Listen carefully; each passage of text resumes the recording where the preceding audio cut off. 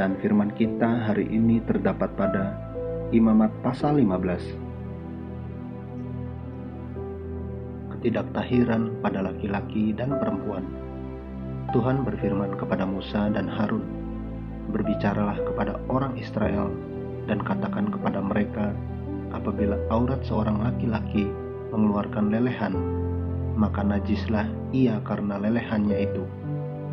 Beginilah kenajisannya, berhubung dengan lelehannya itu, bila auratnya membiarkan lelehan itu mengalir, atau bila auratnya menahannya, sehingga tidak mengeluarkan lelehan, maka itulah kenajisannya. Setiap tempat tidur yang ditiduri orang yang mengeluarkan lelehan itu menjadi najis, dan setiap barang yang didudukinya menjadi najis juga. Setiap orang yang kena kepada tempat tidurnya haruslah mencuci pakaiannya, membasuh tubuhnya dengan air, dan ia menjadi najis sampai matahari terbenam. Siapa yang duduk di atas barang yang telah diduduki oleh orang yang demikian, haruslah mencuci pakaiannya, membasuh tubuhnya dengan air, dan ia menjadi najis sampai matahari terbenam. Siapa yang kena kepada tubuh orang yang demikian, haruslah mencuci pakaiannya, membasuh tubuhnya dengan air, dan ia menjadi najis sampai matahari terbenam. Apabila orang yang demikian meludahi orang yang tahir, haruslah orang ini mencuci pakaiannya, membasuh tubuhnya dengan air, dan ia menjadi najis sampai matahari terbenam.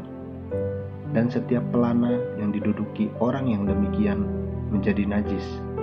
Setiap orang yang kena kepada sesuatu bekas tempat orang tadi menjadi najis sampai matahari terbenam.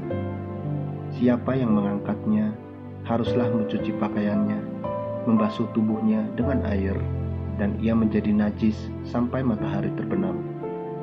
Dan setiap orang yang kena pada orang yang demikian, sedang orang ini tidak mencuci tangan dahulu dengan air, haruslah mencuci pakaiannya, membasuh tubuhnya dengan air, dan ia menjadi najis sampai matahari terbenam. Kalau orang itu kena pada belanga tanah, itu haruslah dipecahkan, dan setiap perkakas kayu haruslah dicuci dengan air. Apabila orang yang demikian sudah bersih dari lelehannya, ia harus menghitung 7 hari lagi untuk dapat dinyatakan tahir, lalu mencuci pakaiannya, membasuh tubuhnya dengan air mengalir, maka ia menjadi tahir.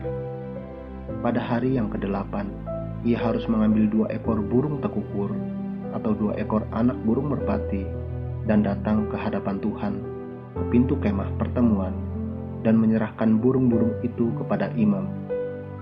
Lalu imam harus mempersembahkannya, yang seekor sebagai korban penghapus dosa, dan yang seekor lagi sebagai korban bakaran. Dengan demikian, imam mengadakan pendamaian bagi orang itu di hadapan Tuhan karena lelehannya. Apabila seorang laki-laki tertumpah maninya, ia harus membasuh seluruh tubuhnya dengan air, dan ia menjadi najis sampai matahari terbenam. Setiap pakaian dan setiap kulit yang kena tumpahan mani itu haruslah dicuci dengan air dan menjadi najis sampai matahari terbenam. Juga seorang perempuan, kalau seorang laki-laki tidur dengan dia dengan ada tumpahan mani, maka keduanya harus membasuh tubuhnya dengan air, dan mereka menjadi najis sampai matahari terbenam.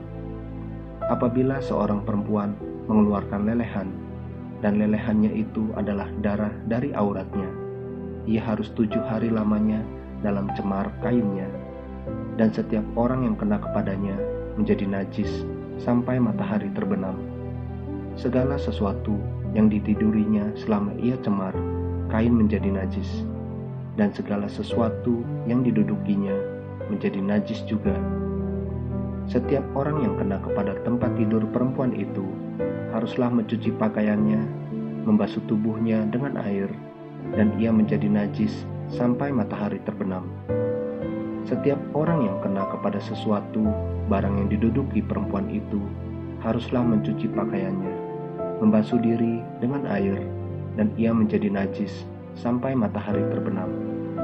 Juga pada waktu ia kena kepada sesuatu yang ada di tempat tidur atau di atas barang yang diduduki perempuan itu, ia menjadi najis sampai matahari terbenam. Jikalau seorang laki-laki tidur dengan perempuan itu, dan ia kena cemar kain perempuan itu, maka ia menjadi najis selama 7 hari, dan setiap tempat tidur yang ditidurinya menjadi najis juga.